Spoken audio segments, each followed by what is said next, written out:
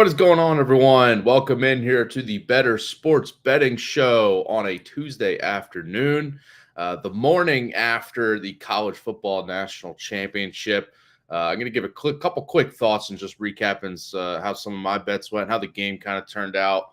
It was definitely a fun one to watch.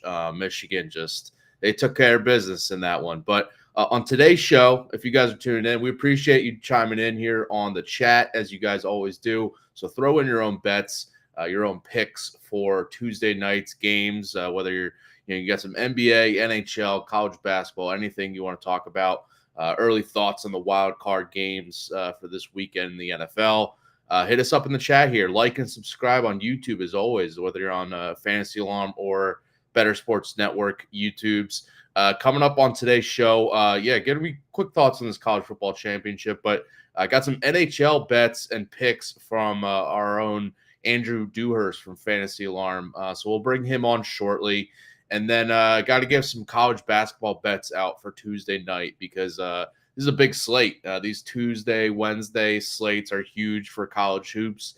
And now that college football is done for myself specifically, I am all in on college basketball. So I have a few bets here that I think could catch tonight, so I'll get to those shortly. But looking at last night, Washington, Michigan, I get stuff wrong sometimes, but I also get some things right. And here you can see.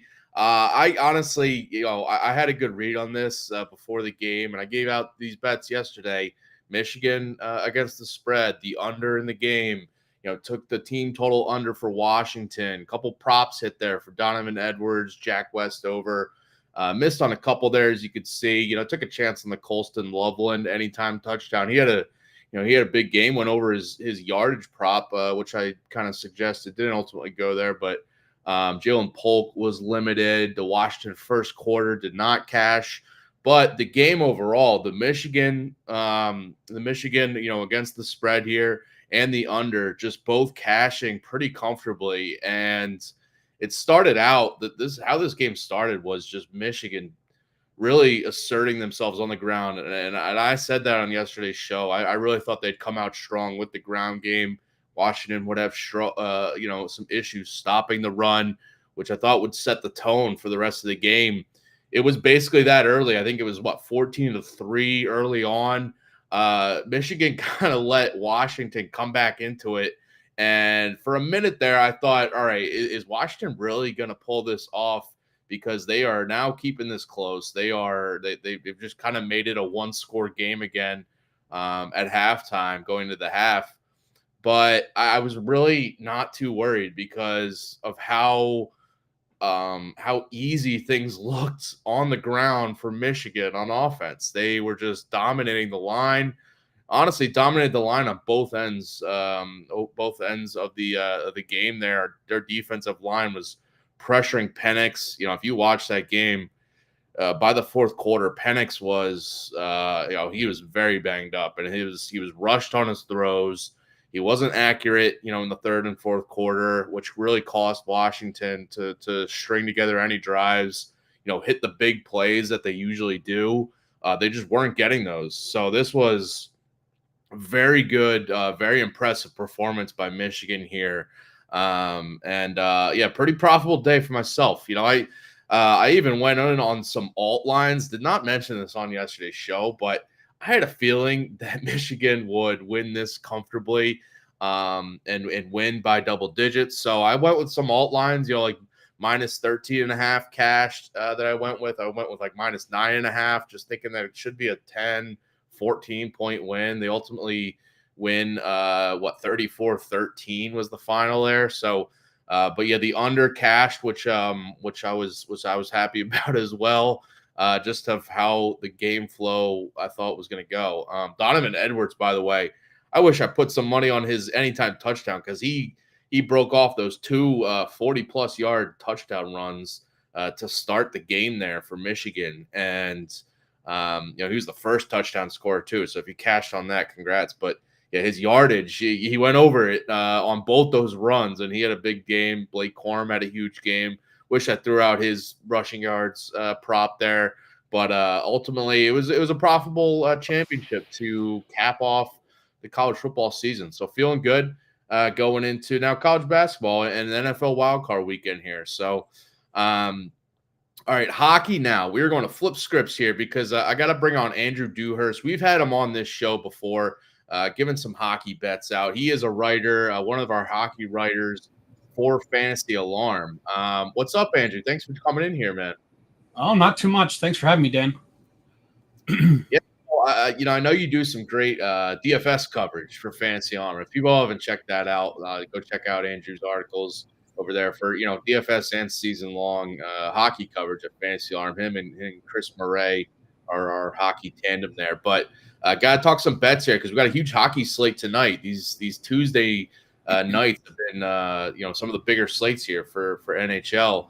One of the games I wanted to start with here, we'll get to some of your bets, your props, but this Lightning versus Kings game is kind of like the marquee game tonight.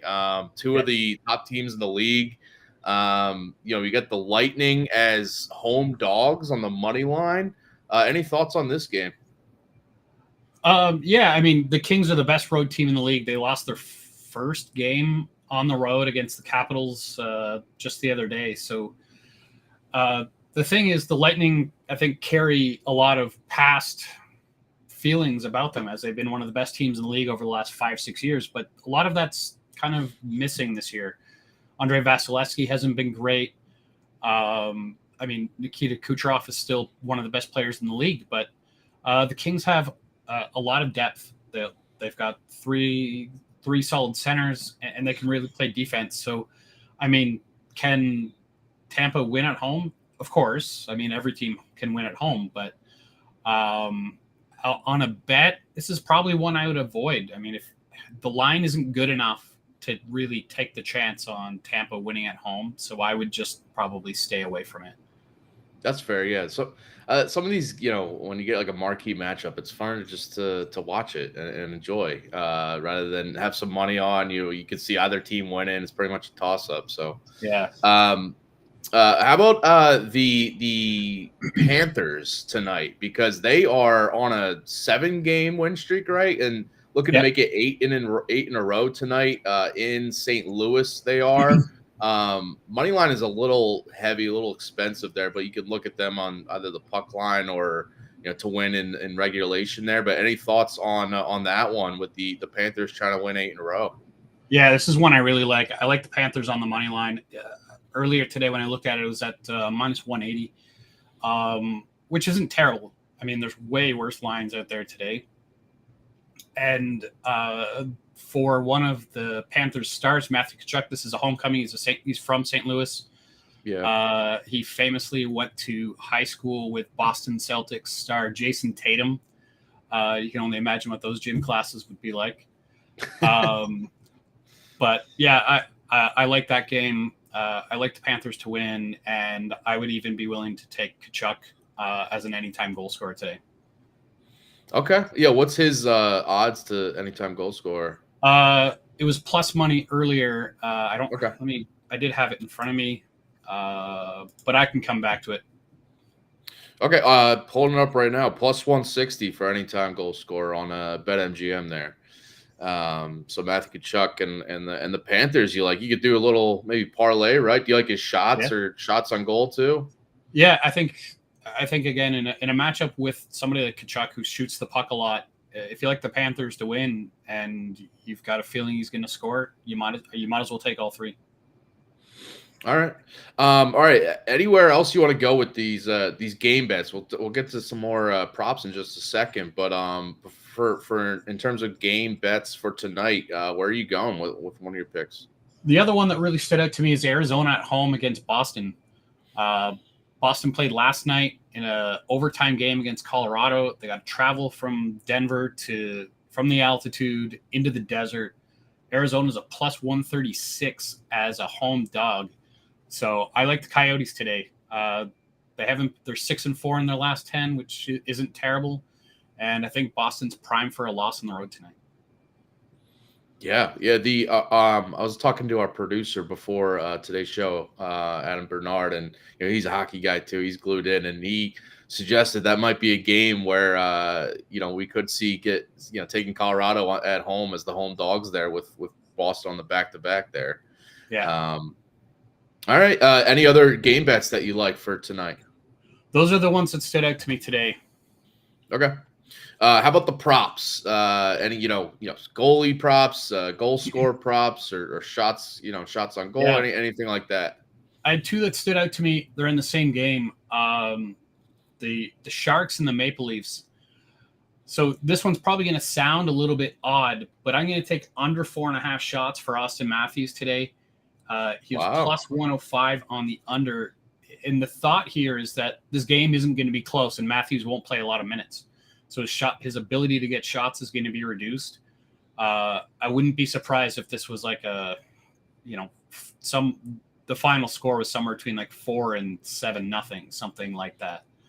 But I think Toronto Stars will get much of the night off.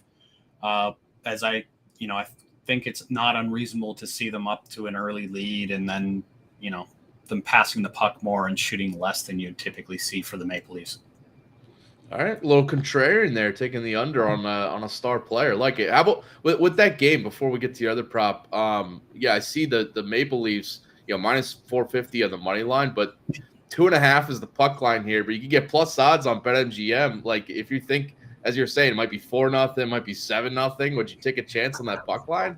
Yeah, I mean, the Sharks are probably the worst team in the league, and I don't think it's particularly close. So, I mean, you can almost the Sharks against any of the better teams in the league taking the puck line with the plus just makes sense. Yeah. All right. You said you liked another prop today. Yeah, the other one I like there is Mario Ferraro over 2.5 shots blocked. It's at plus 110. Ferraro is one of the top shot blockers in the league. And I think there'll be easily enough shots for him to get over plus to get the 3 blocked shots in this game. Yeah, even if he's given up a few goals, he can still get the blocked shots, right? That's right. All right. So those are like the two props you like, the under on Austin Matthews, and then the blocked shots there for Ferraro. Any other props you like tonight? Goal scorer props or anything? No, those were the ones that stood out to me. I mean, plus the Kachuk anytime goal scorer. But yeah, as far as that's what I saw from the props today when I looked through everything. Gotcha. One last question I want to throw at you before we let you go was just in general this year for this season, has your betting opinions changed on any teams, players from maybe it was at the beginning of the year that you've kind of either flipped on or you've cemented your opinion of this is a team I got to back more, that kind of thing? The biggest surprise for me this year has been the Philadelphia Flyers. I mean, I think probably about 25% of the way into the season, it was like Flyers are winning some games I'm not expecting them to win, and then losing the games you expect them to win. So I just kind of was like, if the Flyers are an underdog, pick the Flyers. And they've really surprised. I mean, they're in a playoff spot. They were one of the worst teams in the league last year. The talent on that team hasn't really changed. So, I mean, I'm not going to be surprised if they fade really hard in the second half of the season. But today, I think the same rules kind of apply. I mean, the Flyers are just a tough team to play against, but they don't always show up against teams they should win. So I would continue to ride that. You see the Flyers playing, Boston, they're playing Colorado, they're playing, Florida. I'd be willing to take them with plus money in those games and then avoid them when they're big pluses. I mean, they've lost to teams like San Jose and some games that they should have won by now. But that's the nice thing about betting. You can just ride it until it doesn't work. Yeah, losing to San Jose is not a good look. No, but so you're saying bet on them when they're underdogs, fade them when they're favorites. Basically, yeah. That's been it's worked. I mean, I remember it was a 2-game span. They went to LA, beat the Kings. They were a plus 200 on that game. go to San Jose. Everyone's like, "Yep, Flyers are going to win this." They just beat the Kings. No, Yeah, it was 4-2 or something to the Sharks. Wow. Well, Andrew, thanks for coming on here, man. We always love to bring you on to give some hockey talk for us. I know I am, more of a newbie in the hockey betting space, so I'm glad to have you on. And let's see, go. The Kings Lightning should be good, but obviously you got those props going, you got your bets going. So, but thanks for coming on. You can follow Andrew if you haven't already at Andrew K. Dewhirst on Twitter. He is, again, one of our Fantasy Alarms hockey writers, him and Chris Murray, the duo there. What's coming up next for you? What DFS playbook today, tomorrow? What can we look for? I think I have the DFS playbook on Thursday. I just had it last night. So, and then I think I've got a light week other than that. So. All right. We'll keep an eye out for your work at Fantasy Alarm. Again, follow him on Twitter. And Andrew, we'll have you on again soon here because with the NFL season wrapping up, it's we got a lot of NBA, NHL, college basketball to talk about here. So we'll have you on again soon, man. Thanks. Sounds good, Dan. Thanks for having me. Thanks. All right, so those are some hockey picks for you guys. And again, moving forward on the show, we're covering a little bit of everything sports wise. So trying to have some more Andrew on, some of our other writers at Fantasy Alarm covering, we're covering every sport there at Fantasy Alarm. One of the sports for sure that I know I'm covering is college basketball. And tonight we got a huge slate of games. I want to bring our producer here, Adam Bernard, because he's going to help me out with just making some picks here. I got some bets here. I don't think, Adam, do you have any bets for college basketball you want to throw out? No college basketball bets, but I do agree with the Andrew pick on the Coyotes catching the Bruins on a back-to-back after playing in Colorado. Yeah, I think that's a great place to catch the Coyotes, who play. They might be a playoff team this year, like a bottom wild card team, but they might be a playoff team. So, any other bets that you did like tonight?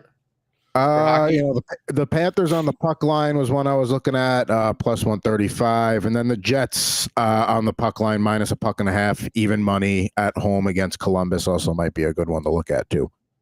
All right, a lot of hockey voices on today's show. Love it. Yeah. All right, so some college hoops tonight. Coming up after this show, I will have the college basketball DFS playbook up on Fantasy Alarm, so keep an eye out for that because. Huge slate here. We're full into conference season now. The non-con schedule is over, so we got a lot of good conference games all across the country. All the conferences, pretty much involved tonight, tomorrow, Thursday. Got a little bit of everything. So we're gonna bounce around here to a few really good matchups I like tonight, though. Yeah, first one you got the Bearcats, who are 10-0 at home. They're taking on Texas tonight, and you think they'll go to 11-0. Yeah. So first off with this, just an interesting trend over recent years, going back a bunch of years now, is non-ranked home favorites against the top 25 team. They are very profitable against the spread. It's just one of those things where, you have the AP ranked team here in Texas, but in maybe the national view or like the general fan view that, these AP voters they have them as the 25th ranked team, but Vegas is telling us that Cincinnati is the better team. I mean, you're at home is a big advantage. There's a reason they are favored here. So I'm rolling with that. But just in further into that, not just blindly going with that, is that Texas is a team that's just not proven to me this year. They just looking like one of those kind of overrated teams. I expect them, as I assume they're going to lose here at Cincinnati, probably drop out of the top 25 for next week's poll. But they haven't proven that they can beat good teams yet. They're 0-3 straight up against teams in the top 50 of KenPom, losing all three by double digits. Their only road game so far was at Marquette, and it was a 21-point loss. So they haven't proven they can win on the road yet this year. They just lost at home by double digits to Texas Tech on Saturday. So that was another one of their top 50 KenPom matchups that they, again, had not proven yet. On the road or on neutral courts this year, they're 1-3 against the spread. So have not proven that they can win either on the road or on a neutral court consistently. And Cincinnati's coming in here carrying a lot of momentum because they just got a huge road upset over BYU over the weekend, and they're coming into this one. There's their first home game as members of the Big 12 Conference, which is notable. New members of the conference this season, and they have a really good home crowd environment there in that stadium. And I think they're going to be really amped up for Cincinnati here with a ranked Texas team coming in here, a traditional Big 12 Texas team that Cincinnati, I think that the crowd behind them, they're going to be amped up to get this win. This is Cincinnati's best team in about 4 or 5 years too. So I think the crowd knows that and know they got a really good chance to get a marquee, resume boosting win here at home. I like Cincinnati here to win and cover the 5.5 spread. Bearcats at home against the Longhorns. That pick will certainly make Kenyon Martin and Danny Fortson very happy there at Cincinnati. So we switch things over to the Big Ten that has 30 teams or whatever it is now. Lost track. Yeah, next year, we got USC, UCLA. So we got Nebraska, one of the original teams to make the jump, hosting Purdue, who was a part of the original 11 of the Big Ten, which whatever. Bryce Williams right now shooting 43.9% from the field, averaging 12.6 points per game over his last 10 for the Cornhuskers. You think he can help keep it close tonight? Yeah, he is one of the guys for Nebraska that I'm counting on to have a better game tonight. Him, CJ Wilcher, and Kaisei Tominaga of Nebraska are the guys that need to be good from three specifically in this matchup, because that is how they're going to have to keep this close or pull off the upset here against Purdue, because the challenge of beating Purdue is obviously there's limiting Zach Edey in the middle, but you can only do so much against him. But it's hitting those threes from beyond the arc when you can't really score inside against Edey as well.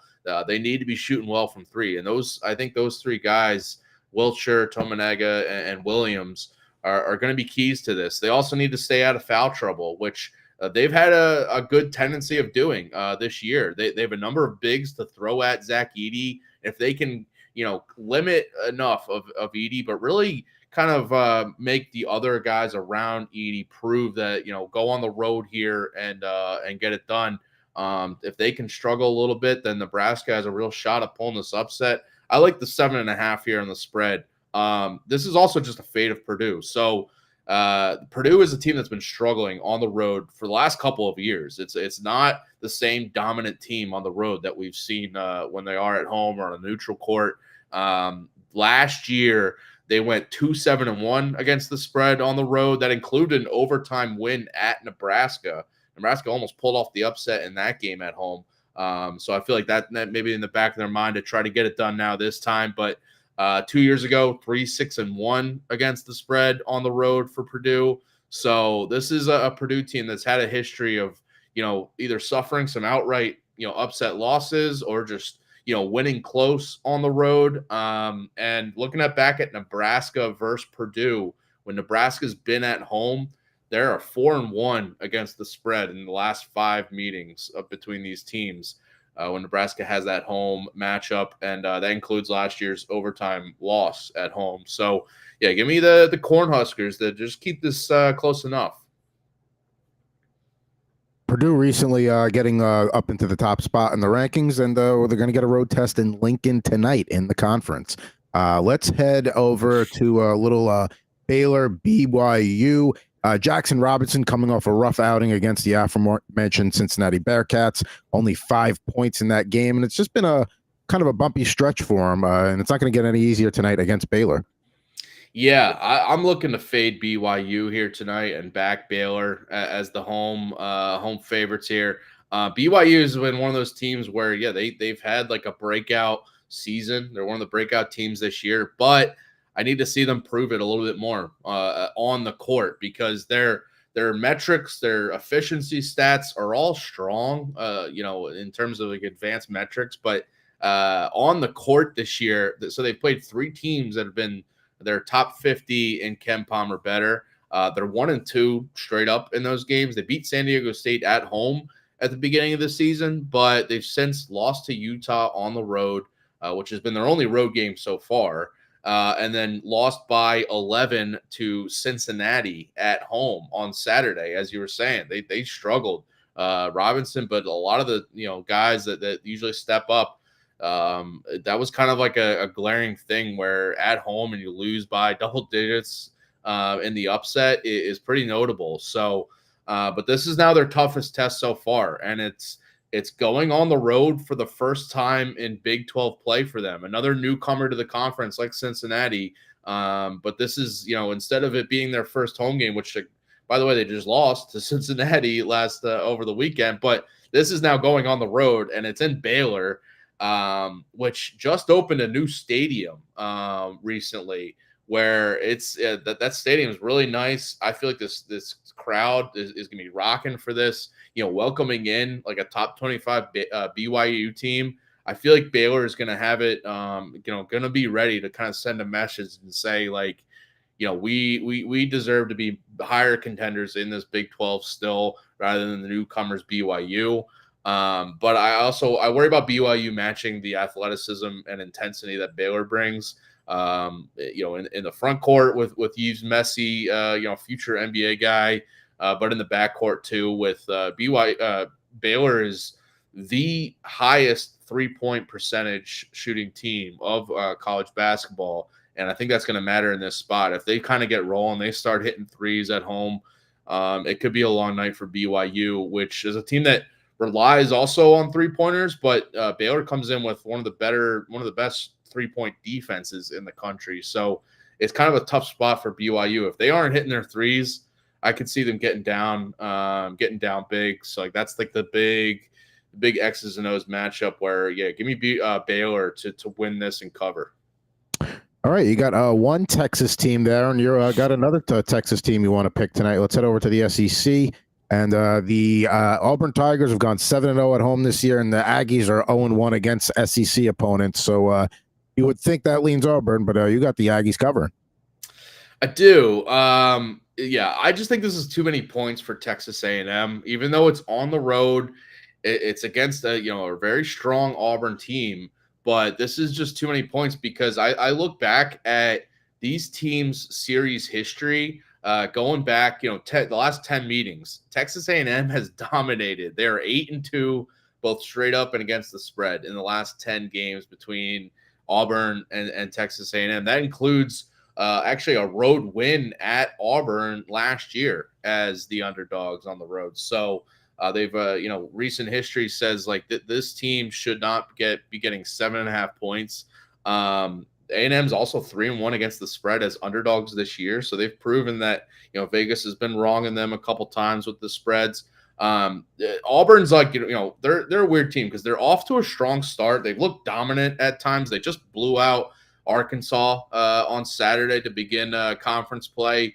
But they're also a team, they're top 10 in offense and defensive efficiency. But they're also a team that's only played one top 50 Ken Pom team this year, and it was a neutral court loss to Baylor in the season opener. Since then, their non-conference schedule was a lot easier than other teams, especially in like the top 10 caliber, top 15 caliber is Auburn. So I really don't know how good this team is, even though some of the metrics say that they are one of the better teams, but I think A&M comes in here just more battle tested. They've played some tough road environments. They have a road win at Ohio State, have a road win at SMU, played Houston close on the road. Technically neutral, but it was in Houston. So this is like a weird thing for A&M where they've slipped up at home too this year, but they've actually played a little bit better on the road in some spots. And I feel like they're going to go in here to Auburn and play it closer than the 7.5 points. Because this is a team that A&M, I've lowered my expectations a little bit, but at the beginning of the year, this was like a dark horse Final Four team for me. And then they've suffered a few losses here, but I still think they have the talent to push Auburn here. They're not going to back away from it. All right, so we'll go from Auburn on the SEC over to the Mountain West Conference tonight. We got the Broncos hosting the Colorado State Rams, who have won 9 in a row. Can they make it 10 in a row up in Boise? Yeah, so I'm going with Boise State. I love getting the points here, but you can look at them on the money line. Just here's some quick stats for you. In terms of Boise State at home. So this year so far, they're 8-0 at home with some good non-conference home wins against St. Mary's, North Texas, San Francisco. They've gotten it done at home this year, but last year, 15-1 at home, straight up, 9-0 in league play against Mountain West teams at home. 2 years ago, 13-2 at home, 8-1 in league play. 3 years ago, 11-1 at home, straight up, 9-1 in league play. This is a team that does not lose at home often, even when they might be an underdog, even when they welcome in a better team. I just think that they don't. This is kind of like a disrespect that they are home underdogs. I know Colorado State is the better team for sure. On a neutral court, they might prove that and win. But I just think, Boise State has a significant home court advantage, and it's proven it. This is now 3 years running that they have only 4 losses at home in their past 40 to 50 home games. This is just not a team that loses often at home. Besides all that, I do think Boise State comes in here just like a little bit better team lately because they've started to start Omar Stanley, St. John's transfer at center, and him and Tyson Degenhart are a really good front court duo where they play well off each other, can both score well inside, rebound very well, and having that 2-man unit inside, I think has made them a better team. Now they're facing, Colorado State has an undersized front court. So I think that could be a little bit of an advantage for Boise State. I'm just, I see them as home underdogs, and I am gladly taking the Broncos here. My biggest issue with Boise State is that you got a blue football field, but there's not enough blue on that home court. It should be really, I'm not saying the whole hardwood's got to be blue. These random NBA play-in tournament games with the courts, which is bizarre. It doesn't have to look like that, but can we get some more blue? I mean, you got the Smurf turf. I don't know what you would call a blue court, but come on now. Yeah, I'm trying to think of something that would rhyme with court. Or something with a shade of blue. I don't know. We'll figure. If you got ideas, drop them in the chat or hit the show up for sure. You're right, though. Why don't they go to because some teams have courts like that. I think what's the team that has Oakland? I think the Oakland team has a gray court that's it's definitely out there, and they have a huge logo in the middle. Yeah, it's they still have the wood look to it, but it's it's a very dark look. I'm going to pull the image up here in a second. But. Yeah, I think Oregon is another team that has Oregon's a team that has a bunch of woods looks, basically. Yeah, there's Oakland. Yeah, they just have the gray. I like that. It's I guess dark brown, not gray, but it's something different. It's away from the norm. Yeah, you could see on the outside what the court would be looking like, but they just gave it a little color. It's interesting because I think people initially hated those NBA courts, but once the NBA in-season tournament went along, I think people kind of warmed up to it and was like, this is kind of cool. It feels different, I mean, I feel like if you're going to get experimental with it, it's got to be the college courts because you have a little more freedom there. But, I'm just saying, a little more blue in your court. That's all I'm asking for, Boise State. Just a little bit more blue. Yeah. Either way, I hope they get the win tonight. Yeah. All right, so that's about it for us. Should be thank you, Adam, for jumping on here. Should be a fun night in college basketball. Again, Andrew Dewhirst came on to give out some hockey picks. And good luck with all your own bets on tomorrow's show. Getting to talk some little NBA, some more college basketball for sure, and a little bit of everything on this Bettor Sports Betting show. Giving out some hopefully some winning picks. And if you followed last night college football, they are cashing here. So coming up after us later tonight, today at 5 p.m. Eastern, we got the NBA DFS live show with John Mpemba and James Grande. So tune into that for all your NBA fix for tonight's smaller slate for the DFS. And head over to Fantasy Alarm if you haven't already. Check out all the articles we got for every sport going on. Playoff fantasy football if you're doing that, but obviously DFS for for all the major sports going on right now. Tomorrow, we'll see you guys then. NBA, college basketball, all that good stuff. Thanks for tuning in here on the Bettor Sports Betting Show, 2 p.m. Eastern here every day on Bettor Sports Network and Fantasy Alarm YouTube channels. Like and subscribe as always, and we'll see you guys tomorrow. Bettor Sports Betting on the Bettor Sports Network.